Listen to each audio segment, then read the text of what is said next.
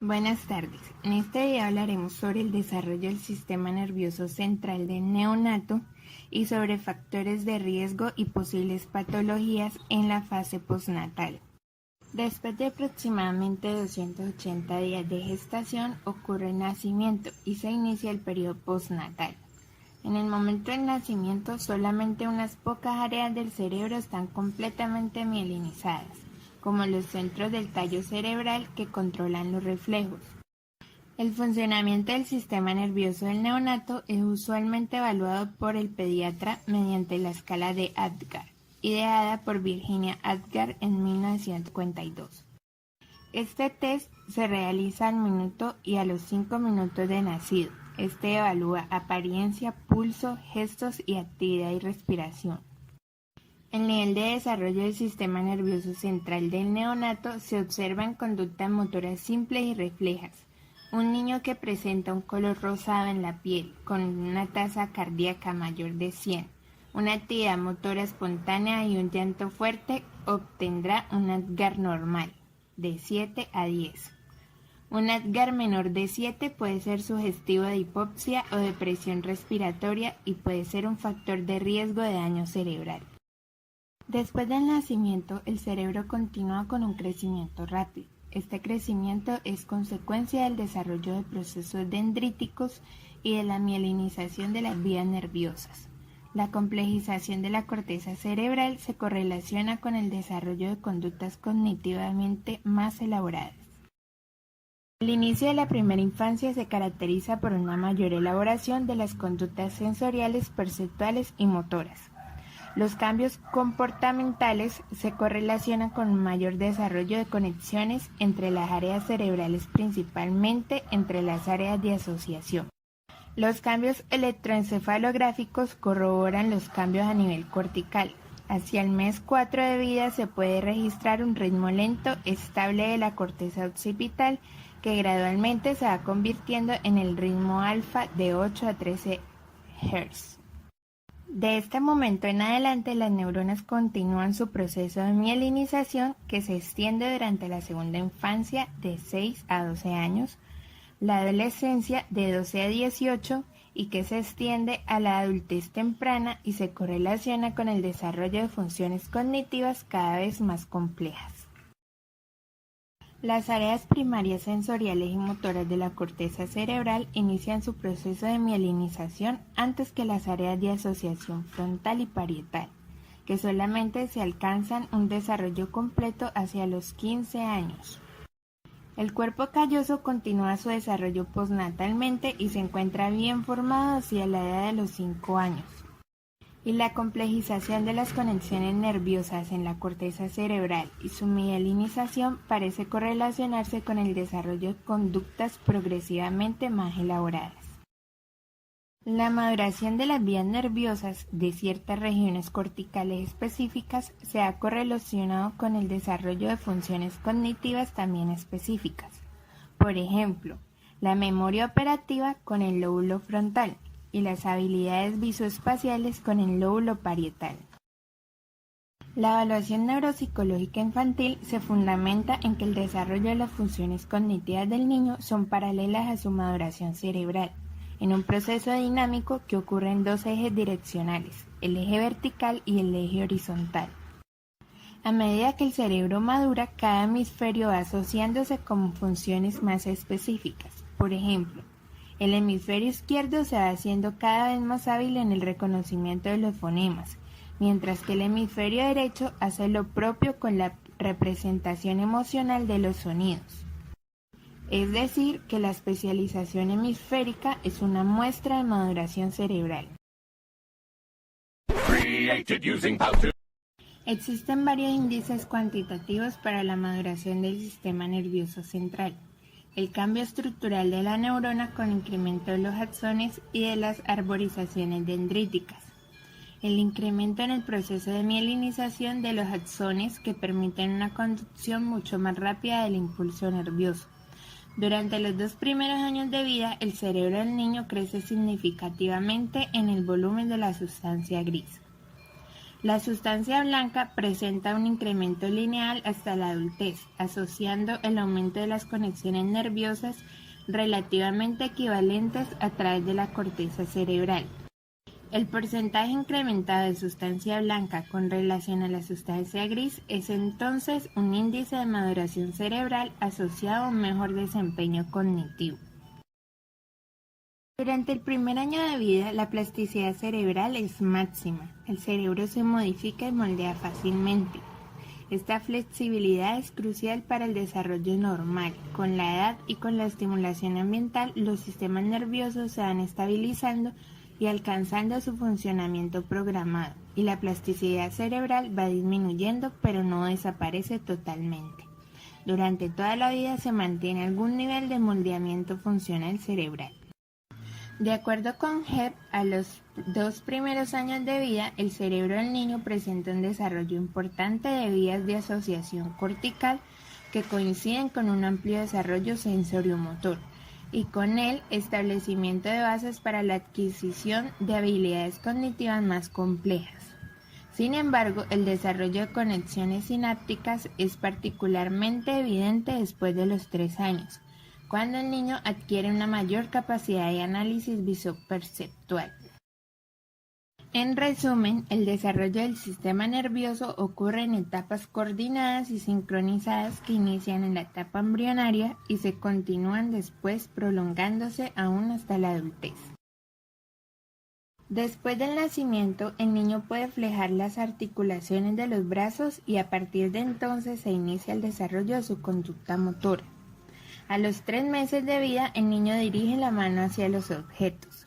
A los 8 meses desarrolla presión manual y es capaz de tomar los objetos utilizando independientemente el pulgar y el índice. Con el desarrollo de una mejor postura y de habilidades visomotoras, el niño de 6 meses ya es capaz de explorar los objetos que se colocan en su mano y transferirlos a otro. Este movimiento es el inicio de los movimientos coordinados bimanuales que a los 18 meses van a demostrar una apropiada organización espacial y precisión motora. Las habilidades motoras más complejas, como sentarse, erguirse, caminar, se desarrollan progresivamente en forma paralela a la mielinización cerebral. También la producción del lenguaje obedece al menos en parte una mayor complejización de las estructuras corticales motoras. Los principales factores de riesgo para el desarrollo normal y que pueden determinar que en situaciones educativas el sujeto presente necesidades especiales se suelen clasificar según diversos criterios. Según Willis y Walker, distinguen entre influencias biológicas y psicosociales. Dentro de los factores biológicos, diferencian los genéticamente determinados de los no genéticos. Y en el grupo de los factores psicosociales incluyen variables de tipo económico, social y cultural, las influencias familiares y las influencias del aprendizaje. Según Castejón, Navas y Pérez, vamos a clasificar los factores de riesgo distinguiendo las alteraciones genéticas de las que no lo son.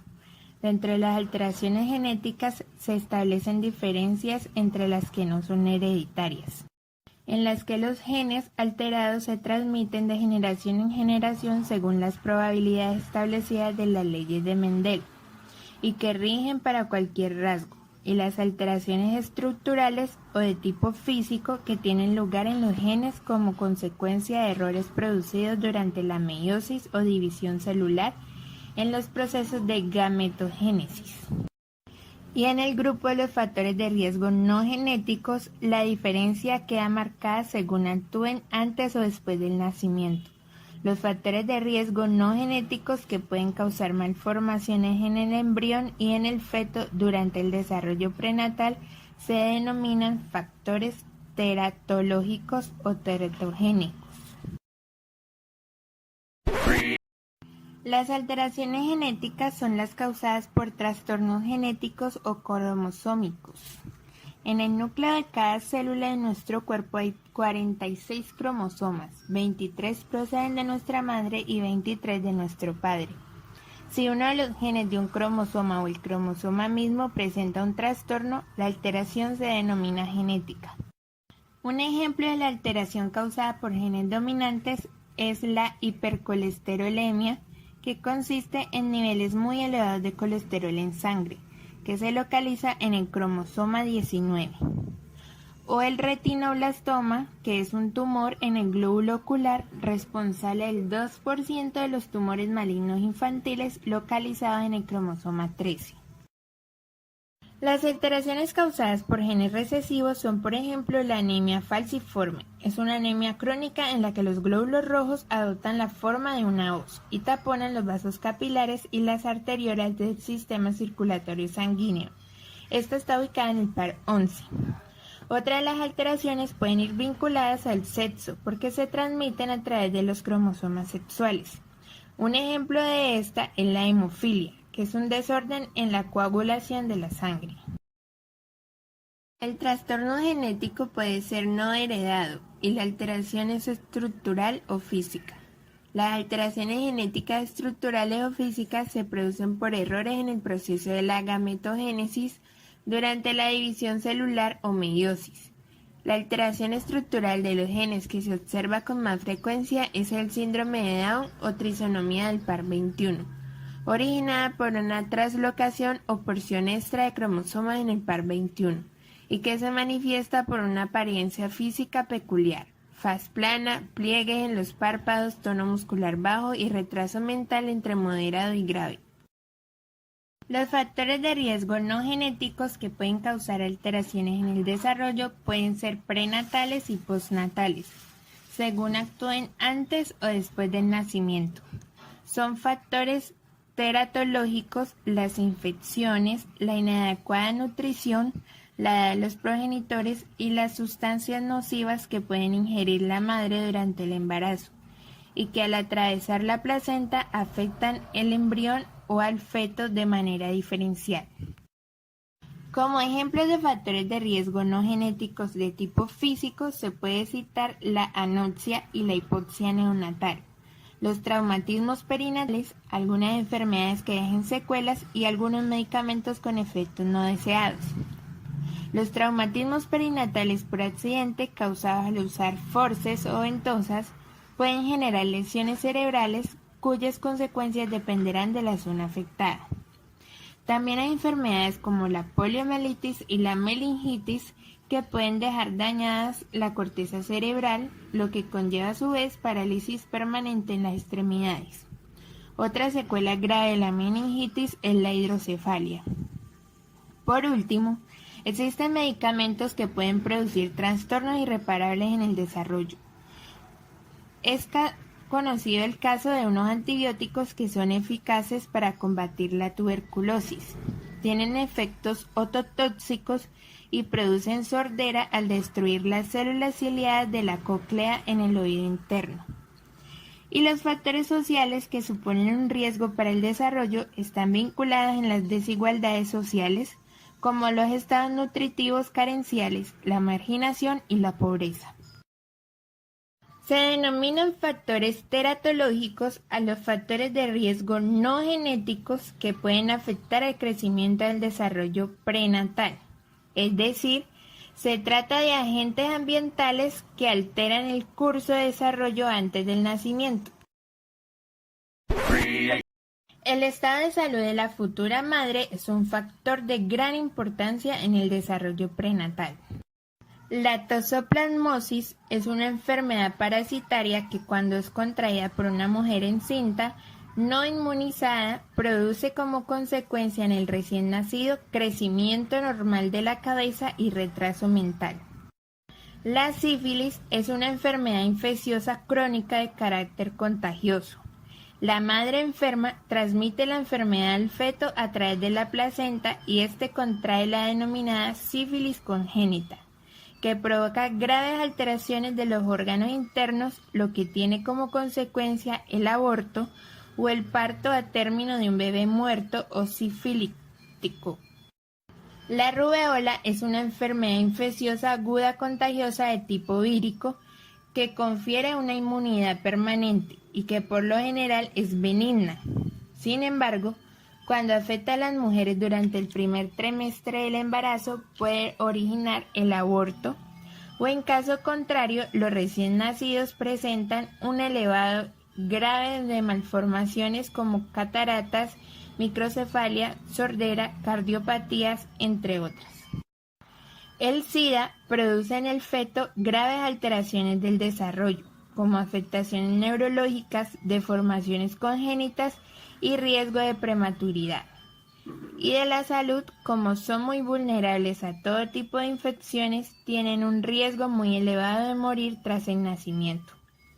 El feto puede contraer la enfermedad si la madre la tiene o es seropositiva.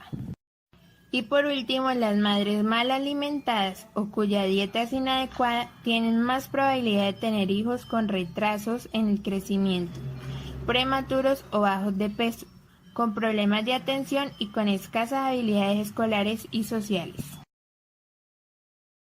En los primeros años de vida se producen grandes transformaciones biológicas y neuroevolutivas, que posibilitarán el crecimiento y la maduración, permitiendo a los niños adquirir las capacidades necesarias para conocer el entorno e interactuar con él. Las dificultades tempranas de aprendizaje limitan las posibilidades de alcanzar los conocimientos, las habilidades y las destrezas propias de la etapa infantil. Se correlacionan con dificultades de los procesos ligados a la cognición, al manejo de conceptos, al procesamiento isoespacial y a los recursos lingüísticos. Atención. Alteraciones en la respuesta atencional general que limitan la recepción de la información y la autorregulación. Dificultades para la atención sostenida, inestabilidad y fatigabilidad, trastornos atencionales con o sin hiperactividad. En la percepción. Dificultades en la organización perceptual, en la respuesta sensorial de las modalidades específicas de los sistemas visuales, auditivos y táctiles. En la memoria. Alteraciones relacionadas con los procesos de codificación y almacenamiento de la información, memoria sensorial, memoria de trabajo, memoria a corto plazo y memoria a largo plazo. Y en las habilidades lingüísticas, dificultades en las capacidades de escuchar e interiorizar la información, dificultades expresivas de integración lingüística en la grafomotricidad y en las aproximaciones al lenguaje escrito.